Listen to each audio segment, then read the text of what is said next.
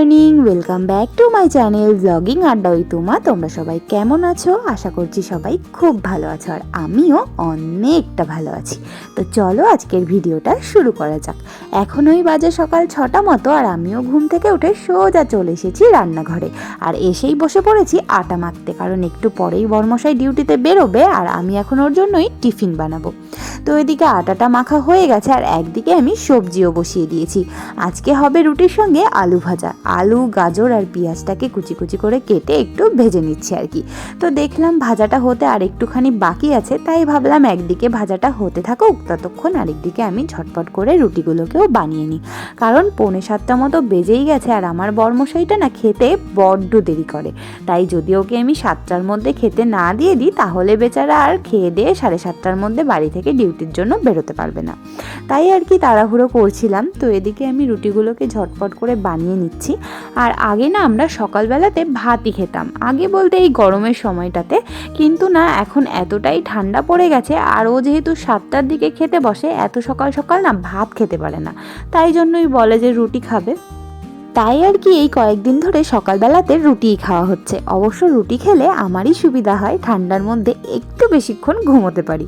কারণ ভাত করতে গেলে আমাকে 5:30টার মধ্যে ঘুম থেকে উঠে পড়তে হয়। তবে রুটি করলে 6টার সময় উঠি, আর যদি 6:30তেও উঠি, তাও আমি ম্যানেজ করে ওইটুকু সময়ের মধ্যে খাবারটা রেডি করতে পারি। তো যাই হোক, এদিকে দেখো তাওয়াটা গরম হয়ে গেছে, আর এখন আমি ঝটপট করে রুটিগুলোকে ভেজে নেব। তো একদিকে রুটি ভাজছি, আর একদিকে একটা একটা করে বেলেও নিচ্ছি। তো দেখো মোটামুটি রুটি ভাজা হয়ে গেছে, আর ততক্ষণে এদিকে আলু ভাজাটাও হয়ে গেছে। এবার আমি আলু ভাজাগুলোকে কড়াই থেকে নামিয়ে নিচ্ছি, আর যাতে একটু ঠান্ডা হয় তার জন্য এদিকে ক্যাবিনেটে রেখে দিচ্ছি। আর তারপরে আমি গ্যাসের টেবিলটা, গ্যাসের ওভেনটা ভালো করে পরিষ্কার করে নেব। কারণ রুটি করতে গেলে না যতই সাবধানে করি, সেই আটার গুঁড়োগুলো চারিদিকে ছড়িয়েই যায়। তো এদিকে আমি ঝটপট করে একটু পরিষ্কার করে নিচ্ছি। আর আমার রুটিগুলো না এখন আমি ভাজিনি, অবশ্য আটাটা মাখাই রয়েছে, ভাজতে সময় লাগবে না। তাই যখন আমি খাবো তখনই রুটিটা ভেজে নেব। তো এদিকে আমি গ্যাসের টেবিলটা পরিষ্কার করে নিচ্ছি, কারণ বরমশাই এখনও ফ্রেশ হয়ে আসেনি, তাই ওকে খেতে দেওয়ারও চাপ নেই। আমার তো কাজ হয়েই গেছে, ও যখন আসবে তখনই ওকে খেতে দেবো।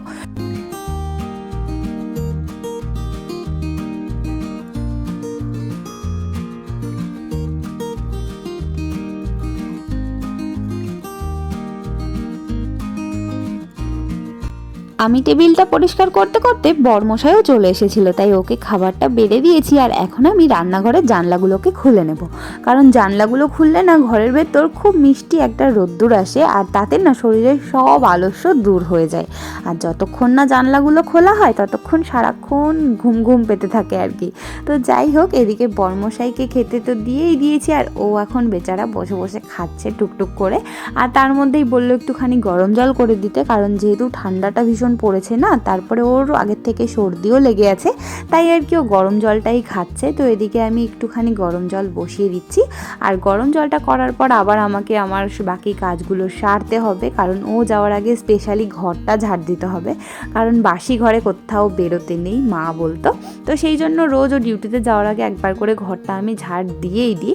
হয়তো খুব ভালো করে ঝাড় দিই না, পরে আবার ঝাড় দিতে হয়, কিন্তু ওই আর কি একটু ঝাড় দিয়ে দিই যাতে বাসি ঘরে না যেতে হয়। তো এদিকে আমি ঝটপট করে একটুখানি ঝাড় দিয়ে নিচ্ছি। আর জানি না বাবা, ঝাড় দিতে গেলে এত ধুলো যে কোথা থেকে আসে, শুধু ধুলোই বেরোয় আর কিচ্ছু নেই। আমি দিনের মধ্যে 3-4 বার যতবারই ঘর ঝাড় দিই, ততবারই এত এত করে ধুলো বেরোয়। আর এখন তো শীতকাল আসছে, আরোই ধুলো হবে, কী যে করবো সেটাই হচ্ছে ভাবার ব্যাপার। এদিকে আবার আমার ডাস্ট অ্যালার্জি, যখনই ঘর ঝাড় দিতে আসি হাঁচি দিতে দিতে আমার অবস্থা খারাপ হয়ে যায় এই ধুলোতে। তার মধ্যে আবার কালকে বাড়ি থেকে আসার সময় ট্রেনে একটু হাওয়া লেগে গেছে, ঠান্ডা লেগে আজকে তো আরোই কষ্ট হচ্ছিল ঘরটা ঝাড় দিতে। তো যাই হোক, এদিকে দেখো আমার ঘরটা ঝাড় দেওয়া মোটামুটি হয়ে গেছে। এখন আমি গিয়ে ঝটপট করে হাত টাতগুলো ভালো করে ধুয়ে নিচ্ছি আর কি। আর এদিকে বরমশাইও রেডি হয়ে গেছে ডিউটিতে বেরোবে বলে, খাওয়া দাওয়া কমপ্লিট করে এখন সোয়েটার পরছে, কারণ এখন না 8টা বেজে গেছে, তবুও না ভীষণই ঠান্ডা লাগছে। যদিও একটু পরেই ডিউটিতে গিয়ে ওকে সোয়েটারটা খুলতে হবে, তো ওকে এখন বাই বাই করে দিলাম, ও আমাকে একটু বাই করে চলে গেল ডিউটিতে। আর আমি এখন ঘরে যাব, গিয়ে আমার বাকি সমস্ত কাজ সারতে হবে, কারণ ঘরে এক গাদা কাজ পড়ে রয়েছে, কোনো কিছুই করা হয়নি, শুধুমাত্র রান্না করা আর ঘর ঝাড় দেওয়া বাদে। তো চলো এবারে আমার বাকি কাজগুলো কাজগুলো আমি কমপ্লিট করেই ফেলি। তো বরমশাই ডিউটিতে চলে গেল, আর আমি এখন এই দেখো বিছানাপত্রের অবস্থা। সকাল থেকে বিছানাও গুছাতে পারিনি, ঝটপট করে ওই ওকে রুটি ফুটি করে দিলাম, খেয়ে দিয়ে চলে গেল। এবার আমি রিল্যাক্সে বিছানাটা তুলে একটু বই পড়বো, কারণ সামনেই এক্সাম আছে। কিছুই তো পড়ছি না, সারাদিন ধরে বকা খাচ্ছি সবার কাছে, বাবা মা বরমশাই সবাই বকছে বই পড়ছি না বলে। তো এখন একটুখানি পড়বো, তারপরে ফ্রেশ হবো, আমিও খাবো, কারণ আজকে একটু খিদে পেয়ে গেছে এক্ষুনি, মানে সবেমাত্র 8টা বাজে। আর গলাটা তো ব্যথা না, মানে কথা বলতে ভীষণ কষ্ট হচ্ছে, আর তার সঙ্গে হাঁচি হচ্ছে প্রচণ্ড, তো আর তার সাথে খিদেও পেয়ে গেছে। তো চলো একটুখানি কাজবাজগুলো কমপ্লিট করে নিই, তারপরে আবার তোমাদের সাথে কথা হচ্ছে। দেখতে থাকো ভিডিওটা। আগেই আমি চলে এসেছি বিছানা তুলতে, কারণ আমার মনে হয় বিছানাটা এলোমেলো থাকলে না পুরো ঘরটাকেই অগোছালো দেখতে লাগে, আর বিছানাটা পরিষ্কার থাকলে ঘরটাকেও সুন্দর দেখতে লাগে। তাই আর কি সকালে উঠে আগেই আমি বিছানাটা তুলে নিই, মনটাও ভালো লাগে আমার। তো এদিকে দেখো কি সুন্দর রোদ্দুর আসছিল জানলা দিয়ে। অবশ্য গরমের সময় না এই জানলাটা খোলার একদমই উপায় নেই, কারণ এত রোদ্দুর আসে যে ঘরে টেকা দায় হয়ে যায়। তবে এই যে জানলাগুলো এখন বন্ধ আছে, গরমের সময় এগুলো দিয়ে সুন্দর হাওয়া আসে। কিন্তু শীতকালে ঠিক উল্টোটা, শীতকালে এই জানলাটা খুলেছি, এটা থেকে রোদ্দুর আসে, আর বাকি দুটো জানলা যদি খোলা হয় হুড় করে হাওয়া আসে, কারণ ওটা উত্তর দিক, আর এত হাওয়া আসে যে শীতকালে এখানেই টেকা দায় হয়ে যায়। তাই আর কি পুরো শীতটা জানলা দুটো বন্ধই থাকে, মাঝে মধ্যে একটু খুলি অবশ্য, কিন্তু ম্যাক্সিমাম টাইমে বন্ধই থাকে।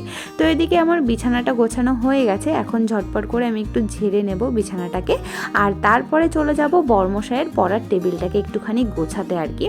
কারণ রাত্রিবেলায় যত বইগুলো পড়েছিল সব এখানে এলোমেলো হয়ে আছে, একটাও জায়গায় রাখা হয়নি। তাই এগুলোকে একটু ওই জায়গা মতো রেখে একটু ঝেড়ে নিলাম আর কি।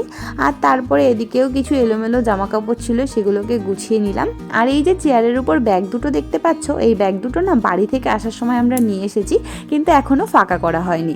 তো যাই হোক, সব কাজবাজ সেরে আমি এখন ব্রাশ করে চলে এসেছি, এসে আমার রুটিটাও বানিয়ে নিয়েছি, এখন খাবো আর কি। ভীষণ খিদে পেয়ে গেছে, তোমাদেরকে আগেই বললাম। তো চলো আমি ঝটপট করে খেয়ে নিই। আর রুটিটা না সবেমাত্র বানিয়েছি না, ভীষণই গরম ছিল, কাজেই খেতে বেশ ভালোই লাগছিল। তো চলো আমি একটু খাওয়া দাওয়া করে নিই।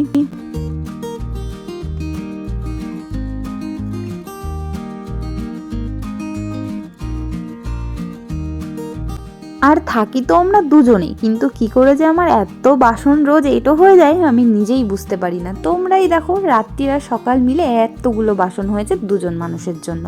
এখন এগুলোকেই মাজতে যেতে হবে আর কি। আর এখানে না ভীষণই সমস্যা, একেই সব কাজ আমাকে কল চিপে করতে হয়, তার উপরে আবার কলটাও দেখো কতটা দূরে।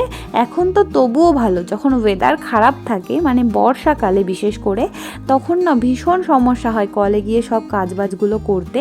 আর শীতের সময়ও যখন খুব কুয়াশা পড়ে খুবই কষ্ট হয়, কিন্তু কি করব, কিছুই তো করার নেই। আর এদিকে দেখো আমার কাজবাজ সারতে দরজার কাছে কি সুন্দর রোদ্দুর এসেছে, তাই ভাবলাম এখানেই বসি একটুখানি আর কি। ভাবছিলাম বই পড়বো, তো ভাবলাম ঘরে না বসে রোদ্দুরে বসলে বেশ ভালো লাগবে। তো একটা ছোট চট আছে, চটটাকে এখানে বিছিয়ে নিলাম। এবার এখানেই একটুখানি পড়তে বসবো যতক্ষণ বর্মশাই বাড়িতে না আসে আর কি, কারণ ও এলে আবার আমাকে রান্না করতে যেতে হবে দুপুরের জন্য। তো এদিকে চট বিছিয়ে বই খাতাগুলো নিয়ে এলাম, আর যেই না রোদ্দুরে বসেছি কি ভালোটাই না লাগছে। আসলে আমি না ভীষণই শীত কাতুরে, এখন তো তবুও বা সকাল সকাল ঘুম থেকে উঠে কাজবাজ করছি, কিন্তু বাড়িতে যখন থাকতাম তখন সকালে টিউশনি যাওয়ার জন্য ঘুম থেকে উঠতেই হতো, তবে কাজবাজ তো করতে হতো না। তা সত্ত্বেও না সারাক্ষণ মোজা টুপি সোয়েটার পরে থাকতাম। আর এদিকে দেখো আমার এত ঠান্ডা লেগেছে, কন্টিনিউয়াসলি আমি হাঁচি দিয়েই যাচ্ছি, আর নাকটাকগুলো তো পুরো ব্যথা হয়ে গেছে। তো যাই হোক একটু পড়ছিলাম, আর পাশে একটা ঠাকুমা বসেছিল উঠানে, তো ঠাকুমার সঙ্গে মাঝে মধ্যে একটু গল্পও করছিলাম। আর এদিকে আমি প্রায় 1.5 ঘন্টা বই পড়েছি, তার মধ্যে বর্মশাই চলে এসেছে। আর ও আসার সময় যে ঠাকুমাটার জন্য পান নিয়ে এসেছিল, তো ঠাকুমাকে পানটা দিল। আর আমিও কিছু জিনিস আনতে বলেছিলাম বাজার থেকে, কারণ যেহেতু বাড়ি গেছিলাম অনেক কিছুই ঘরে ছিল না, তাই বললাম ফেরার সময় নিয়ে আসতে। তো এদিকে মাছ নিয়ে এসেছে, মাছটা অবশ্য আমি বলিনি, আমি বলেছিলাম এই আলু পেঁয়াজ কিছু সবজি আনতে, তো সেগুলোও নিয়ে এসেছে, তার সঙ্গে মাছ আর পেয়ারাটাও এক্সট্রা করে নিয়ে এসেছে আমার জন্য। তো এদিকে সব সবজিগুলো নিয়ে ঘরে রেখে দিলাম। এবার চলো দেখা যাক যে কি মাছ এনেছে। যদিও আমি হাতে গোনা কয়েকটা মাছই খাই, তার বেশি আর কিচ্ছু খাই না। অবশ্য আগে তো আরোই কম খেতাম। আগে শুধু ইলিশ মাছ আর চিংড়ি মাছ ছাড়া আর কোনো মাছই খেতাম না, এখানে এসেই বরং আরও 3-4টে মাছ খাওয়া আমি শিখেছি। তো আজকে নিয়ে এসেছিল রুই মাছ, তো এদিকে আমি মাছটাকে খুলে নিচ্ছি। আর আমার জন্য না বরমশাইয়েরও ভীষণই সমস্যা হয়, কারণ ও না সব ধরনের মাছ মাংস খেতে পছন্দ করে, কিন্তু আমি যেহেতু খাই না তাই আর একার জন্য আনে না। আমি এত বলি যে তুমি নিয়ে আসবে, আমি তোমাকে আলাদা করে রান্না করে দেবো, কিন্তু ওই আর কি আনে না, বলে যে আমার একার জন্য তুমি আবার কষ্ট করবে। বাড়িতে যখন যায় তখনই আর কি মা ওকে ওই রান্নাগুলো করে খাওয়ায়।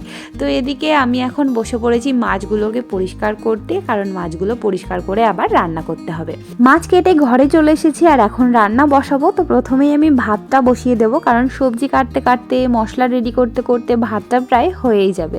তো এদিকে চালটাকে মেপে নিলাম। আর তোমাদের আজকের ভিডিওটা কেমন লাগলো অবশ্যই কমেন্ট করে জানিও, কারণ তোমাদের মিষ্টি মিষ্টি কমেন্ট পড়তে না আমার ভীষণ ভালো লাগে।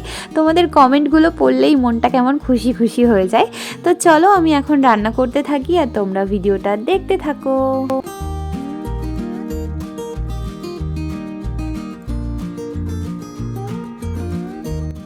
এদিকে আমার ভাত বসানো তো হয়েই গেল, এরপরে আমি টুকটুক করে একে একে সমস্ত রান্নাগুলোকে কমপ্লিট করে নেব। আর আমি কি কি রান্না করলাম আর রান্নার পরেই বা কি কি কাজ করলাম সেগুলো বরং তোমাদের সঙ্গে আমি নেক্সট ব্লগেই শেয়ার করব, কারণ এই ব্লগটা অলরেডি অনেকটা বড় হয়ে গেছে। আর এত বড় ব্লগ দিলে না তোমাদের দেখতে ভালো লাগবে আর আমারও ভীষণ অসুবিধাই হয়ে যাবে, কারণ যেহেতু আমি ফোনের নেট থেকে ভিডিও আপলোড করি তাই এর থেকে বড় ভিডিও দিতে গেলে আমার ফোনের পুরো নেটটাই শেষ হয়ে যাবে।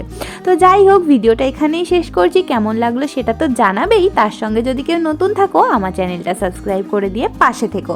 তো চলো দেখা হবে নেক্সট ভিডিওতে, ততক্ষণ সবাই খুব ভালো থেকো, সুস্থ থেকো, বাই বাই।